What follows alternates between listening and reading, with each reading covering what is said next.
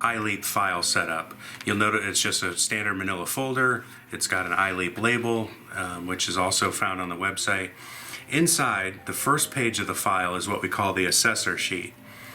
You'll find these on the iLeap portion of the website.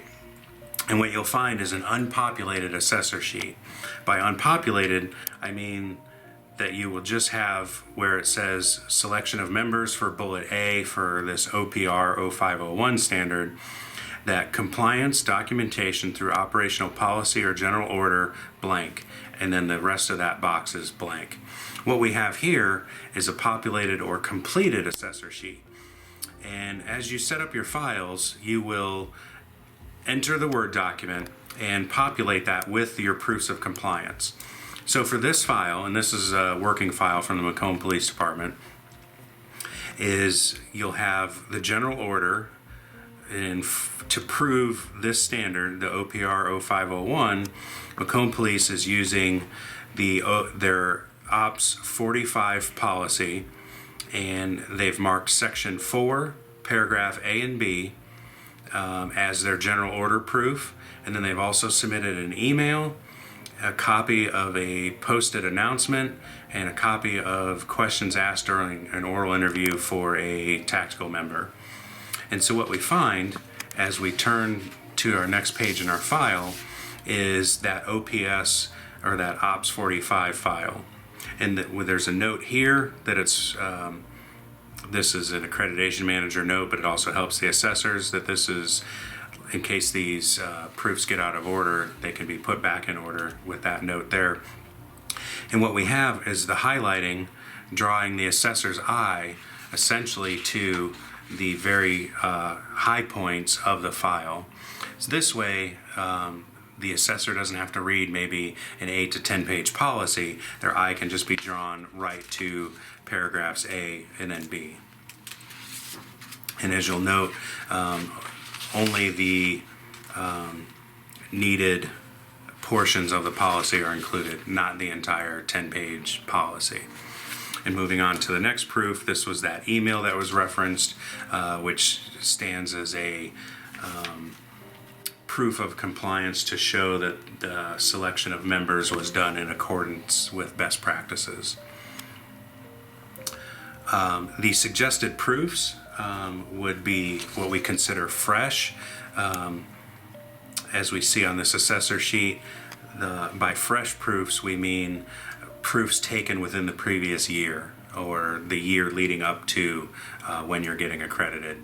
So for instance, currently it's 2019, December 2019.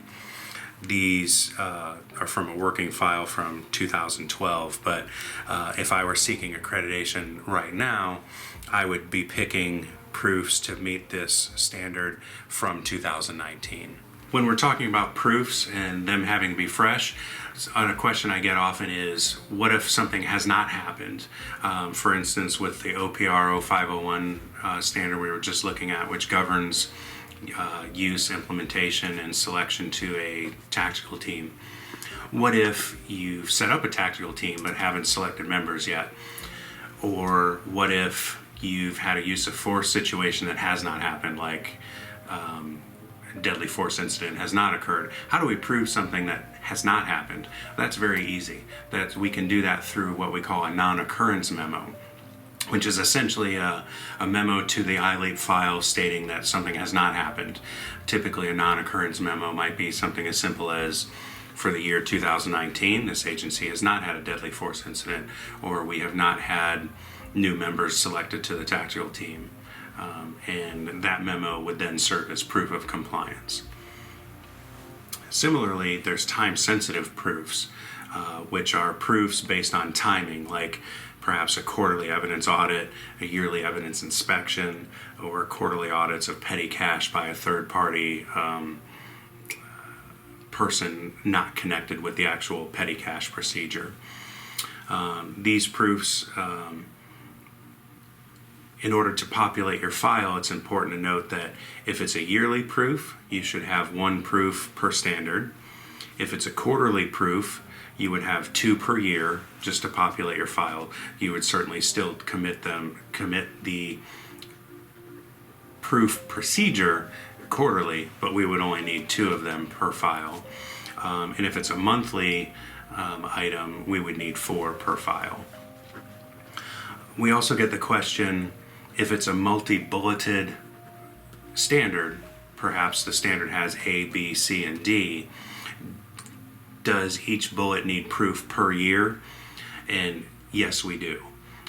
I know there was a CALIA interpretation that it was only 1 proof per bullet per year. So my understanding of that interpretation was that 2016A would have 1 proof, 2016B would have 1 proof, or I'm sorry, 2017B would have another proof, 2018C would have the 3rd proof, and 2019D would have the 4th. What we're saying in iLeap is that interpretation, which I think has already been changed by CALIA, we would seek to have 1 proof per bullet per year. So for bullet A, you would have 2016, 17, 18, and 19. Also, written directives and proof of compliance. A written directive doesn't always have to be a policy.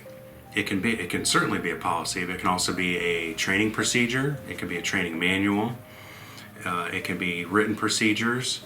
It can be a labor contract, an FTO manual, perhaps a daily observation report from a field training officer. It can be training certificates. Essentially, it can be anything that shows compliance. Now, what's a proof of compliance? Essentially, a proof is any document that shows that something did or didn't occur. I've seen everything from inspection forms to case reports to dispatch tickets, evidence logs, memos, and even photos of squad cars or of a juvenile filing cabinet with a lock on it. All those things can serve as proof of compliance. Now, as an assessor, we can take those proofs of compliance and use them to certify that the standard's been met. But oftentimes, if we have a question, we could follow that up with, let's say, for instance, a juvenile filing cabinet with a lock on it. The assessor might ask the question, who has access to the keys or where are the keys kept? And that way we can further understand not only the procedure, but make sure that it meets standards. A non-occurrence memo, like I spoke about, is something that didn't happen. If there was no use of force incidents for 2019, you would just memo that to the file.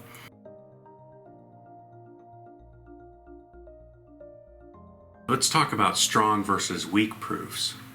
A strong proof is something that's fresh, pertinent to the item involved, whereas a weak proof might be an email that says no one stopped a juvenile on an ATV this year. For instance, a stronger proof would be the written directive matched with maybe a dispatch ticket suggesting that maybe there was a call about juveniles on ATVs or something like that. I routinely answer questions about what is a strong proof and what is a weak proof. And by all means, if you ever have any questions, feel free to message me. And what I want for you is to have the most information at hand when you're making these determinations.